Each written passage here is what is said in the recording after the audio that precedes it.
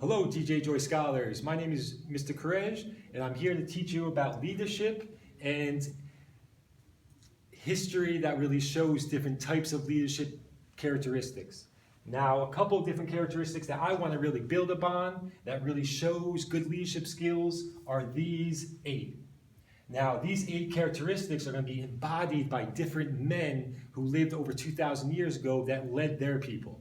We call them leaders, we call them kings, we call them chiefs, but overall, they have characteristics like vision, tolerance, wisdom, justice, courage, change, integrity, and diversity.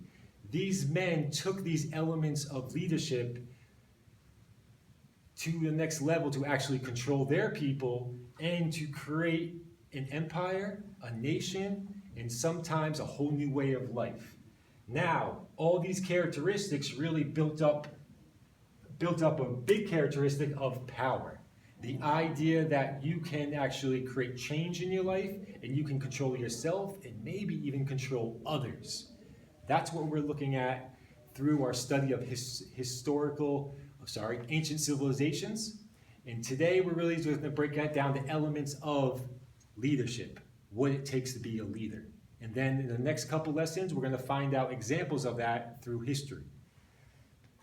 Now, what I want you to do today, as I teach and preach about leadership, I want you to hand in a quality assignment, pardon me, and you can actually get credit with your teacher by handing this over to your teacher to get graded. Now, you need a pen or pencil.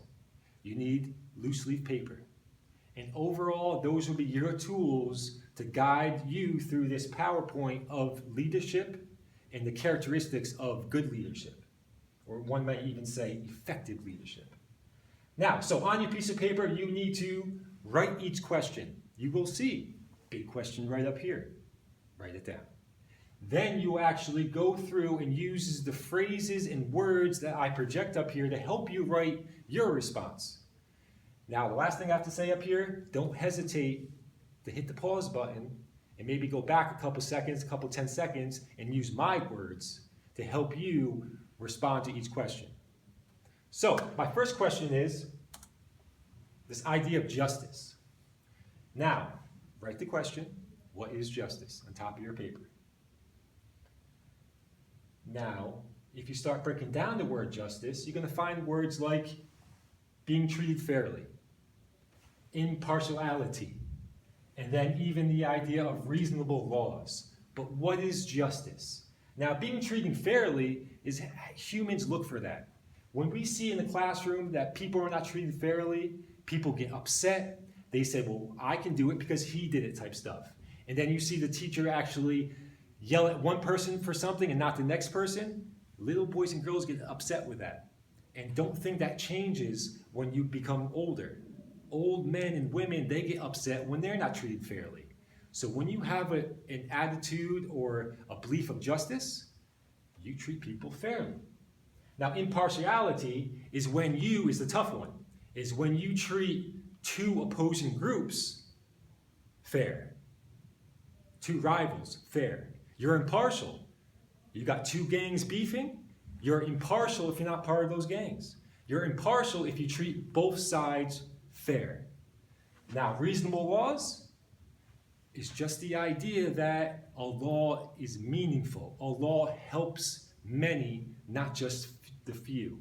A reasonable law, like you cannot murder somebody in the United States. We have laws against that, and that's very reasonable. I think most people want that type of law.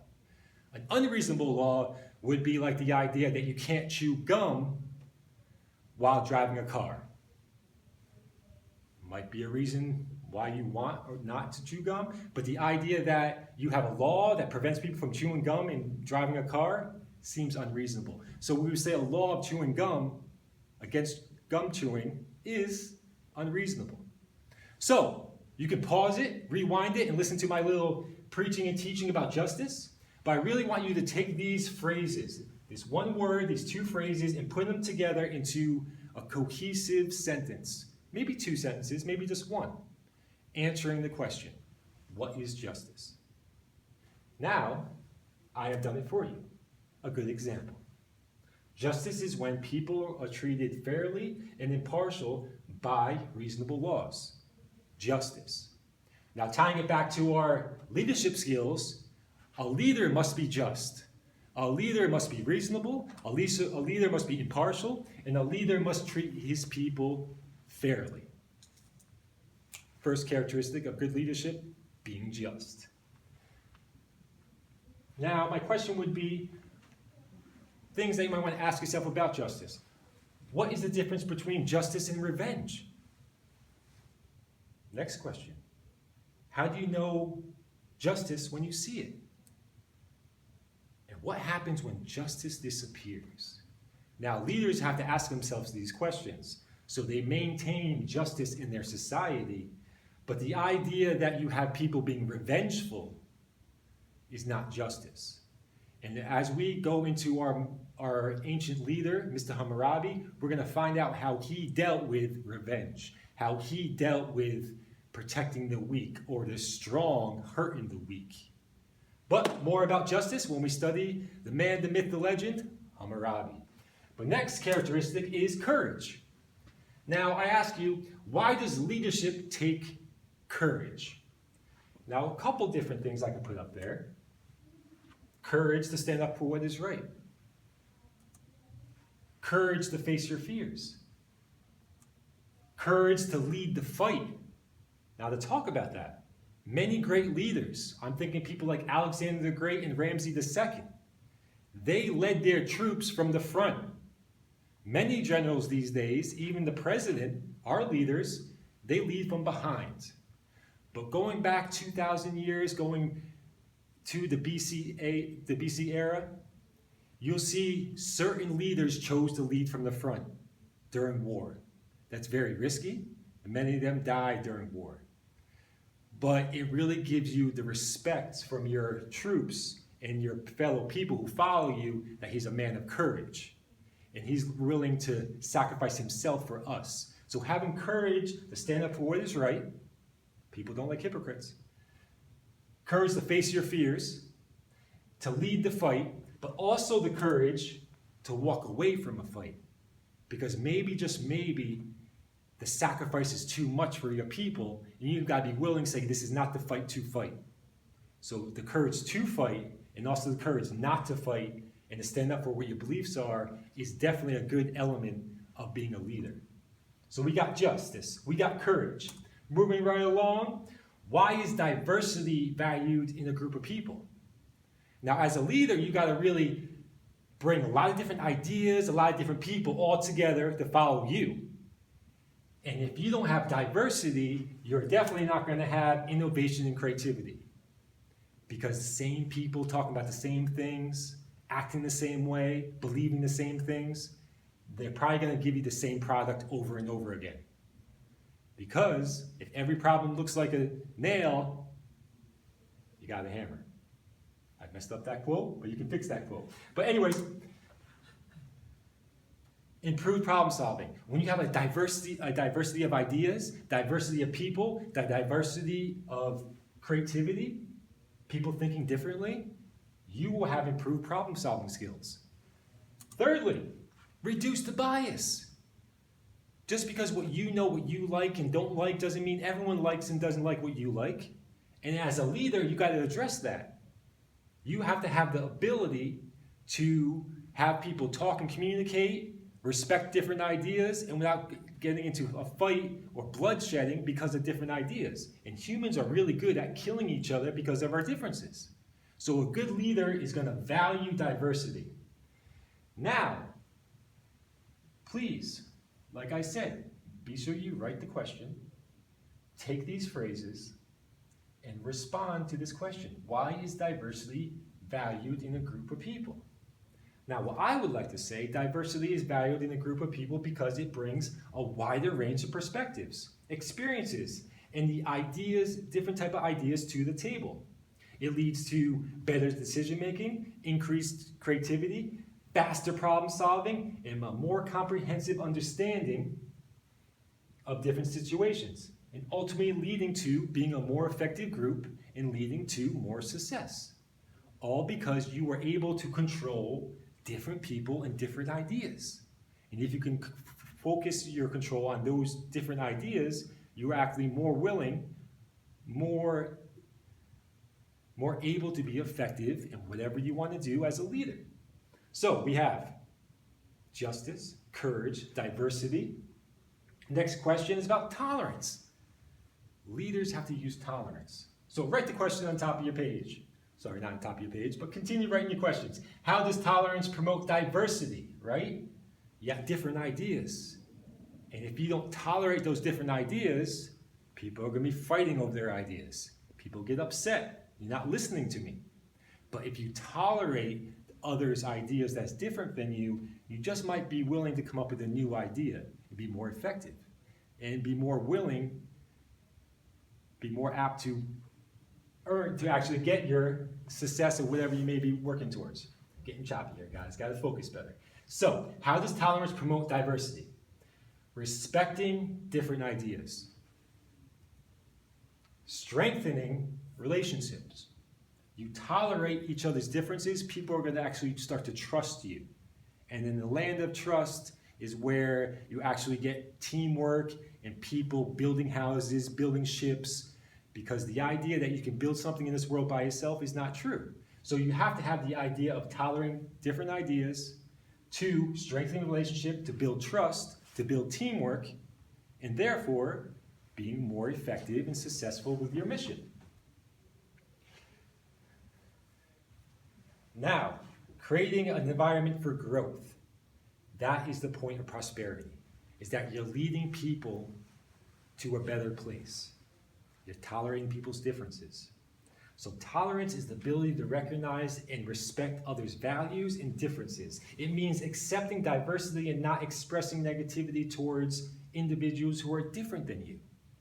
A leader has to have the ability to tolerate differences and bring those differences together to focus on one mission, one objective. How does tolerance promote diversity? So go ahead, write your response. Use my words. You can pause it, rewind it, use my words, use these phrases, but you should be able to write about how does tolerance promote diversity. Now moving right along. So what does it mean to be a visionary? Good leaders have a vision. They can see what most cannot. So this idea that you might be a dreamer, an innovator, you have to offer people something that they want to work towards. And you have to have the vision to say, hey, we want to do this, and if you want to do it, you're with me. And I can lead you by being a dreamer, by seeing things that most people can't, and then finally the idea that you're future-oriented. That if you follow me, life will be better tomorrow. The visionary. So having a good vision will actually have people believe in you. A visionary is someone who has a strong vision for the future, often with original ideas about how things could be improved. Visionaries may have a powerful imagination and clear ideas about what should be done in the future. You have to have a plan. If you have a plan, you have a vision, people might want to follow you because they believe in that plan. Now change. Leaders got to deal with change. Because that's one thing that's constant, the constant change of life. Technology changes, the weather changes, things change in this world. Leadership is required to navigate this change, to help people focus on the change and how to address the change and what does this new world look like because of change. But my question is this, write it on your paper. Why is change sometimes feared? Now, fear of the unknown. You can write about that. It is very natural to fear what you don't know. Things that you don't know may hurt you. So humans are very concerned about not knowing. This is why we send all little boys and girls to school. And the most powerful thing you can do during school is to learn to read. Therefore, your ability to read and find out what's going on in this world empowers the human and therefore makes them more effective to find out the known about the unknown. But change brings fear. Also, loss of control. Because when things change, it can get out of control real fast. I control my life now, but you want to change things? So a good leader has to address this fear of losing control. That a good leader will actually have a plan to deal with stabilizing the change, maybe making the change slow. If not, they have a plan to help people find out the known and to bring it more stable. And finally, the fear of failure. The idea that if you bring all this change, we're going to fail, there's going to be more mass death, life is okay now, but if we change, life is going to be horrible, right? The unknown keeps on coming out through this change. So, what would you do if you weren't afraid, right? Mastering your fear is required to be a leader. So, why is change sometimes feared? We're going to find out from a man named Julius Caesar who really changed the Roman Republic into a Roman Empire, but yet he was the gatekeeper of change, and he embraced that change. So then, a good leader is also wise. So in your groups, working with your mental health professionals, maybe your clinicians on the unit, I hope you got a couple DBT skills. Now, one of those DBT skills is using your wise mind for decision making. And maybe you've seen something like this before, right? At any given moment, you might be in your emotional mind. Any given moment, you might be in a reasonable mind. Meaning, your emotional mind, you do things that make you happy. You do things that bring instant joy. You do things that really don't prepare you for the future. It's just feeling good now. For example, skipping school. Great emotional mind decision. It is 7:30 in the morning. You're tired. You don't want to get up. And you even know about a couple guys who are hanging out down at the park at 10 a.m. this morning, right? You get in that emotional mind. You look forward to going to hang out. You're tired. You're not getting up until 9, right? All that emotional stuff, you stay in the moment. It might be good for the moment, but it doesn't prepare you for anything. While the reasonable mind, on the flip side, what's that tell you? You got to go to school. You can't have fun. You got to study. If you don't study hard enough, you're not getting into college. Very reasonable. Why you want to go to college? Because when you go to college, you're able to make more money. Very reasonable. Just go do it. Where's the fun? Where's the emotion, right? That's not the best place to be either. Mom and dad might be happy. Old people might be happy because look at this young person studying, getting ready for life. So reasonable. But yet you lose the emotion. Now, where does wisdom live? Wisdom lives with a combination of both. So to make a wise decision, when you're going to buy a car, the idea is the emotional mind says you want the Ferrari, you want the Bugatti, you want the Lamborghini, right? Of course we do. We want the Jeep with the super swamper tires that can go through any swamp you want because I can and it's fun. It's emotional and it also costs $50,000, $60,000. But it's more reasonable to get a Subaru. We live in the Northeast. It snows. It's all-wheel drive. Good on gas. So reasonable. But yet it doesn't address the emotional side. The emotional side doesn't address the reasonable mind. So combining them and buying something like a Toyota or something that is, kind of flashy and gets you where you're going, but yet it's not very expensive is probably the wise decision. So you can use wisdom in a lot of different ways. I think leaders use it to really balance the need of the people and to balance the need of the power. So wisdom is the ability to use knowledge and experience to make good judgments and decisions. Now, my last characteristic is integrity. But do leaders have to be honest? Integrity is the idea that you are honest and you always do the same thing because that's what's expected of you.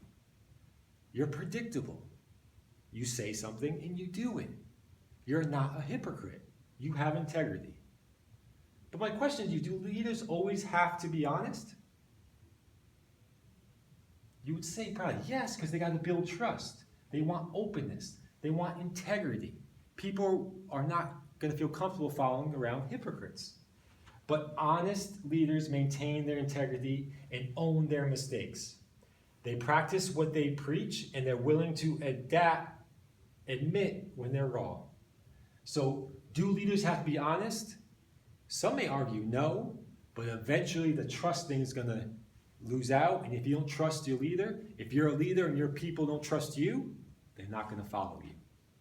So, I kind of broke down all 8 characteristics that I believe that ancient leaders had. I hope you wrote each question. You used your own words and used the phrases I provided you, or you demonstrated some good listening skills and used my words to address these questions. So, everyone have a great day, and I'll talk to you soon.